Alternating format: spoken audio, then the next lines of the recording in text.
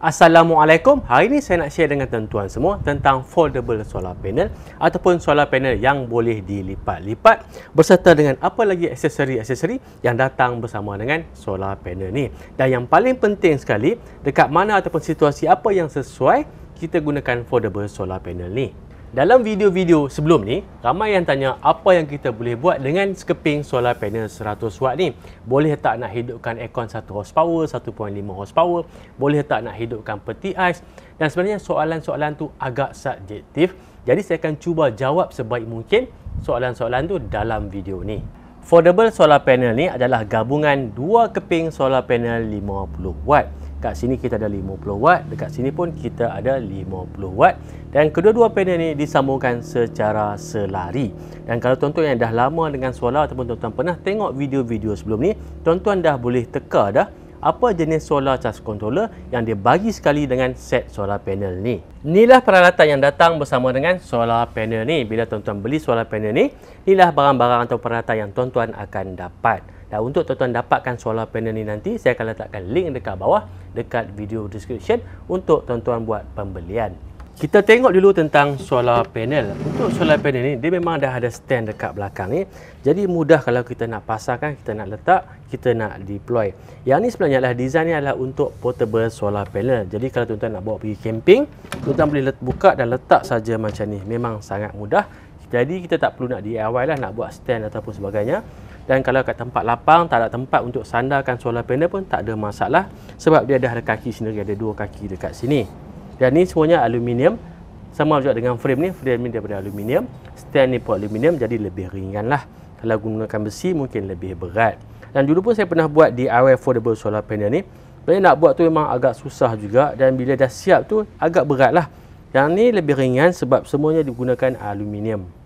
Untuk spesifikasi panel, jenama panel ni Dokyo, dan sebenarnya Dokyo ni memang agak terkenal juga di luar negara, tapi dekat Malaysia ni orang tak berapa nak kenal sangat. Dan sebenarnya barang-barang dia memang sangat berkualiti. Kita dekat Malaysia ni bila dah ramai buat review, barulah kita rasa oh brand ni the best lah. Tapi masa tu harga pun dah naik berkali ganda lah. Dan sebenarnya dulu saya pernah tengok harga dia cuma RM380.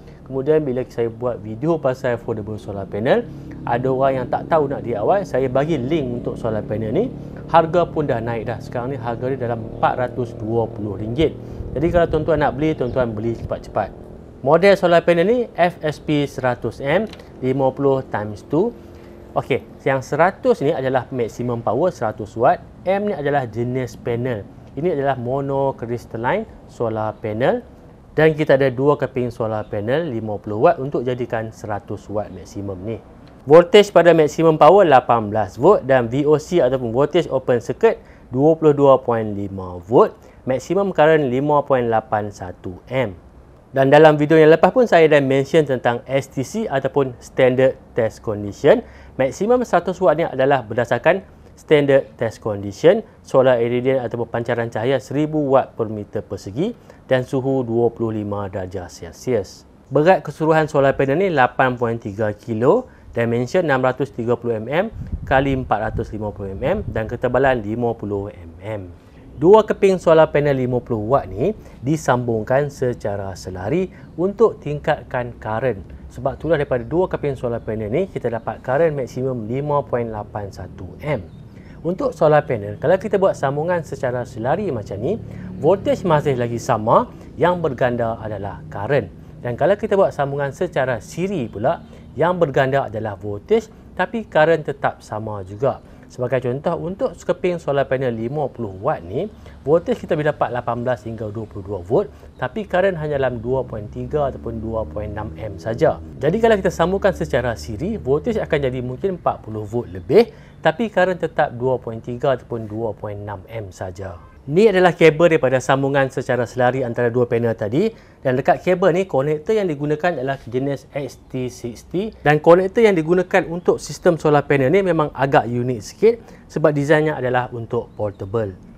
Panjang kabel ni lebih kurang dalam 3 meter. Bagi saya ni pun dah cukup lah 3 meter ni. Dan kita tak nak kabel yang terlampau panjang. Bila kabel terlampau panjang, kita akan ada voltage drop dan kita akan ada power loss. Ini pun dah cukup lah 3 meter. Kita test dulu nak tengok berapa volt yang kita akan dapat daripada solar panel ni. Sekarang ni kita dapat 19.7 volt, 19.8 volt sebab matahari terlindung sikit. Sekarang kita dah dapat 20.2 volt, dah semakin tinggi sebab matahari dah tak terlindung dah. 20.3 volt. Sebab itulah macam saya cakap tadi, nilai yang ada pada spesifikasi solar panel ni adalah nilai yang diukur dalam standard test condition. Dalam situasi sebenar kita cuma dapat dalam 20 volt saja. Inilah dia solar charge controller yang kita dapat sekali dengan set solar panel ni. Walaupun ni hanyalah PWM solar charge controller, tapi solar charge controller ni kita boleh guna untuk charge bateri lithium ion phosphate. Sebab tu tadi saya beritahu tuan-tuan, kalau tuan-tuan tengok sambungan solar panel ni pun, tuan-tuan dah boleh agak dah jenis solar charge controller yang digunakan. Walaupun PWM solar charge controller ni adalah solar charge controller yang agak murah sedikit, tapi untuk yang ni memang agak unik. Yang pertama sebab kita boleh gunakan untuk charge bateri lithium ion phosphate, dan tak semua solar charge controller boleh charge bateri lithium ion phosphate. Yang kedua, untuk charge controller ni kita boleh gunakan tanpa bateri juga. Maksudnya walaupun kita tak sambungkan kepada bateri, tapi kita boleh gunakan bahagian load yang USB ni. Kemudian tentang untuk buat sambungan. Untuk sambungan ni, semuanya menggunakan XT60 connector. Jadi lebih mudah nak buka, nak pasang, nak cabut. Sebagai contoh sekarang ni, kita belum sambungkan kepada bateri lagi, tapi kita akan sambungkan terus kepada solar panel dan dia takkan rosak. Berbanding dengan solar charge controller yang lama, kalau kita tak sambungkan kepada bateri dulu, terus sambungkan kepada solar panel, charge controller tu akan rosak. Tapi yang ni tak ada masalah. Sekarang ni bila dah sambung macam ni pun, kita dah boleh gunakan bahagian load USB ni. Jadi test pertama yang kita nak buat, kita nak test sistem kuasa solar tanpa bateri daripada solar panel masuk ke solar charge controller, dan output ni terus sambung kepada peralatan USB untuk kita charge. Ni contoh sistem kuasa solar tanpa bateri. Untuk kita nak buat sambungan kepada solar charge controller ni pun sangat mudah. Dekat sini dah ada simbol untuk solar panel, simbol untuk bateri dan simbol untuk load ataupun output. Dan untuk bateri yang kita boleh sambungkan cuma bateri 12 volt sahaja, dan kita tak boleh gunakan untuk bateri 24 ataupun 48 volt. Yang ni hanya untuk 12 volt sahaja. Dan untuk buat sambungan dia gunakan konektor XT60. Mudah saja tuan-tuan nak buat sambungan, tak perlukan tool. Jadi kita sambungkan solar panel dekat sini dan solar charge controller ni pun dah hidup. Dan dekat bahagian USB output ni kita dah ada output, kita boleh gunakan untuk charge peralatan USB. Kita akan cuba untuk chargekan handphone. Saya nak cuba untuk charge handphone saya ni, dan untuk handphone ni dia gunakan USB Type C, tapi output ni hanya USB Type A saja. Jadi saya gunakan kabel USB Type A to USB Type C. Untuk USB output ni kita ada dua port. Kita akan cuba untuk charge handphone ni. Okey, dah mula charging. Jadi kalau tuan-tuan bawa pergi camping, emergency nak charge handphone, tuan-tuan boleh gunakan solar panel ni direct tanpa bateri. Masih lagi charging, tapi dalam setup macam ni kita tak tahulah berapa charging current sekarang ni. Jadi untuk kita tahu berapa charging current, saya akan sambungkan kepada USB tester ni.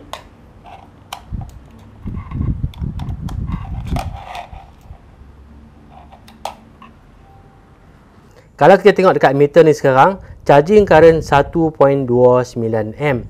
Dan ni memang konsisten 1.29 amp sebab dalam handphone ni pun ada controller, dan charging current juga bergantung kepada state of charge bateri handphone ni. Kalau bateri handphone ni semakin dekat nak full charge, nilai current ni pun akan berkurang. Tapi kalau daripada 0%, nilai current ni adalah lebih tinggi. Kalau kita tengok pada solar charge controller ni pun, dia ada dua USB output, dan untuk setiap satu USB tu 5 volt maksimum 2 amp. Dekat sini pun dia ada tulis, this controller can charge a USB device without connecting to the battery. Cuma kita kena pastikan pancaran matahari mencukupi.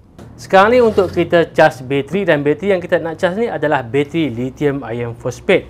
Untuk charge controller ni, tuan-tuan boleh charge bateri SLA, bateri AGM dan juga bateri lithium ion phosphate. Dan macam saya cakap tadi, tak semua solar charge controller yang boleh charge bateri lithium ion phosphate, tapi yang ni boleh, tak ada masalah. Kalau kita gunakan solar charge controller yang tak boleh charge bateri lithium ion phosphate, tapi kita gunakan juga, apa yang akan jadi? Bateri kita akan rosak sebab charging parameter tak sama. Untuk controller yang ni tak ada masalah, kita boleh cas bateri SLA biasa ataupun bateri lithium ion phosphate. Dan untuk sambungan kepada bateri, ni aksesori yang seterusnya. Untuk ni sebelah kita ada ST60 connector untuk sambungan kepada solar charge controller, dan dekat sini kita ada crocodile clip untuk buat sambungan kepada bateri. So kita sambungkan kepada solar charge controller. Kemudian kita sambungkan kepada bateri. Kalau solar charge controller yang biasa, sebelum kita sambungkan kepada solar panel, kita mesti sambungkan dulu kepada bateri, kemudian baru sambungkan kepada solar panel. Untuk yang ni tak ada masalah, kalau kita sambungkan kepada solar panel dulu pun, solar charge controller takkan rosak. Sekarang kita dapat 2.7 amp, 2.9, 3.1, 3.6 semakin naik, 4.0, 4.1, dan jumlah karen yang kita dapat ni bergantung kepada pancaran matahari. Memang kita takkan dapat maksimum sebab sekarang ni cuaca pun dah mendung, dan bagi saya kalau kita dapat 4 amp daripada solar panel 100 watt, itu pun memang dah cukup terbaik dah. Okey tuan-tuan, sebelum kita teruskan lagi dan sebelum tuan-tuan tanya dekat mana nak beli bateri ni, saya akan cerita sedikit tentang bateri ni. Bateri ni memang sebelum ni saya tak pernah share, saya tak pernah review lagi dengan tuan-tuan sebab bateri ni ada masalah, dan masalah ni bukan berpunca daripada manufacturer ataupun daripada kilang yang buat bateri ni. Okey, sebenarnya company yang hantar bateri adalah sebuah company dekat US. Dia hantar kepada saya untuk saya test, dia buat review, dan plan dia memang nak jual ke Malaysia. Walaupun company dia dekat US, tapi shipping dan kilang dia pun dekat China. Jadi tak ada masalah untuk dia ship pada China ke Malaysia sebab cost shipping pada China ke Malaysia memang sangat murah kalau kita nak bandingkan shipping daripada US direct ke Malaysia. Cuma bateri ni fail sebab shipping dan juga handling. Company yang hantar bateri ni daripada China ke Malaysia, company tu agak tak bertanggungjawab. Bateri ni masa sampai, keadaan dia memang teruk. Bila saya test dengan multimeter, voltage pun cuma tinggal 9.6 volt saja. Jadi saya minta kebenaran dengan company tu untuk buka tengok keadaan dalam sel dekat dalam bateri ni, dan ada terminal yang dah patah. Jadi masalahnya, satu sebab shipping dan handling memang agak teruk lah cara dia orang buat penghantaran, dan yang kedua, company yang buat bateri ni pun dia kena perkemaskan lagi sel yang ada dekat dalam ni supaya kalau semasa shipping jatuh, kena campak, kena pun bateri takkan rosak. Jadi company tu pun sekarang dia tengah design balik susunan sel dekat dalam ni. Mungkin dia akan tambah bracket supaya bateri ni takkan ada masalah kalau bergoyang, kena campak pun sel tak akan bergoyang dan terminal tak akan patah. Bateri ni masa sampai memang tak boleh guna, dan sekarang ni saya terpaksa repair pula sel tu, dan saya dah inform pada company tu selagi dia tak perbaiki sel dekat dalam bateri ni dan dia tak perbaiki dia punya shipping dan juga handling, maksud dia kena cari company lain lah untuk uruskan dia punya shipping ke Malaysia, saya tak rekomenkan dia untuk jual bateri ni dekat Malaysia. Dan sampai sekarang pun memang tak ada jual lagi dekat Malaysia. InsyaAllah nanti kalau dia dah perbaiki semua ni dan shipping handling pun dah okey, barulah saya akan promote kepada tuan-tuan. Itu pun kalau dia masih nak teruskan lagi collaboration antara company itu dengan saya lah. Bagi saya, kalau dia nak masuk produk solar dekat Malaysia, bateri ataupun apa-apa saja, kita nak peralatan yang berkualiti, kita nak produk yang berkualiti. Sebab harga bateri memang agak mahal juga. Dah lah kita beli mahal, sampai dekat Malaysia rosak, tak boleh guna. Tapi bukanlah kita nak kesalahkan company itu semata-mata, dan dia pun kena perbaikilah dia punya design dekat dalam ni supaya bateri ni lebih lasak, kena campak pun tak ada masalah. Dan untuk shipping company, memang dia boleh cari shipping company yang lain lah. Sebab itulah dekat body bateri ni saya letakkan tape supaya tuan-tuan tak nampak dia punya brand. Dan bagi saya tak adil lah kalau kita test, kita review sekarang ni, sebab kesilapan tu bukan berpunca daripada manufacturer bateri ni, tapi company yang buat handling. Cuma untuk company yang buat bateri ni, dia kena perbaikilah, kena perkemaskan lagi. Design yang sedia ada tu, kalau handling dengan baik, tak ada masalah, bateri takkan rosak. Jadi dia pun kena bersedialah untuk menghadapi sebarang kemungkinan. Dia kena perkemaskan lagi design sel dekat dalam ni. Jadi buat masa ni, jenama bateri ni masih lagi rahsia, dan tuan-tuan jangan risaulah, tuan-tuan takkan terbeli bateri ni dekat Malaysia sebab belum masuk lagi pasaran Malaysia. Okey, hari dah makin gelap, hujan pun dah turun. Kita teruskan lagi dengan satu topik yang saya mention di awal tadi, iaitu tentang soalan, dengan skeping solar panel 100 watt ni, berapa banyak peralatan yang kita boleh on? Boleh tak nak gunakan untuk onkan aircon, untuk peti ais? Okey, jawapan dia macam ni. Jawapan dia bunyi macam kasar sikit, tapi inilah realitinya tuan-tuan. Kalau tuan-tuan tanya saya, skeping solar panel ni boleh tak nak onkan aircon? Jawapan saya boleh. Bukan satu aircon, tapi 10 biji aircon. Sebab apa? fungsi solar panel bukanlah untuk membekalkan tenaga secara terus kepada peralatan elektrik. Tapi fungsi solar panel dalam sistem kuasa solar adalah untuk cas bateri. Dan peralatan yang akan menentukan sama ada boleh ataupun tak tuan-tuan nak onkan aircon, nak onkan peti ais adalah bateri dan juga inverter. Solar panel hanyalah untuk cas bateri saja. Dan sebenarnya dekat channel ni pun dah berkali-kali saya share dengan tuan-tuan semua macam mana cara untuk buat kiraan sistem kuasa solar. Dan dalam sistem kuasa solar ni, kita jangan pilih panel dulu. Benda pertama yang kita kena buat, kita kena buat kiraan load dulu. Berapa load yang kita perlukan, berapa lama kita nak on. Kita jangan terbalik. Kita jangan bermula dengan solar panel. Kita kena bermula dengan load. Kita kena kira load dulu. Berapa watt, berapa lama kita nak on. Jadi kalau tuan-tuan tanya saya, skeping solar panel 1 watt ni, apa yang kita boleh on kan? Dia tak ada limit sebab fungsinya adalah untuk cas bateri. Dan dia bukanlah bateri. Dan lagi satu, selalu orang tersilap. Apa yang saya share dengan tuan-tuan dekat channel ni adalah sistem solar hybrid dan juga sistem solar off-grid. Kita bukan nak buat sistem on-grid yang pasang dekat rumah untuk jimatkan elektrik. Itu sistem yang berlainan, hujan dah makin turun. Nampaknya sampai setakat ini saja untuk video kali ini. Untuk dapatkan solar panel dan peralatan-peralatan yang lain, tuan-tuan boleh tengok link dekat bawah dekat video description. Sampai jumpa lagi. Assalamualaikum.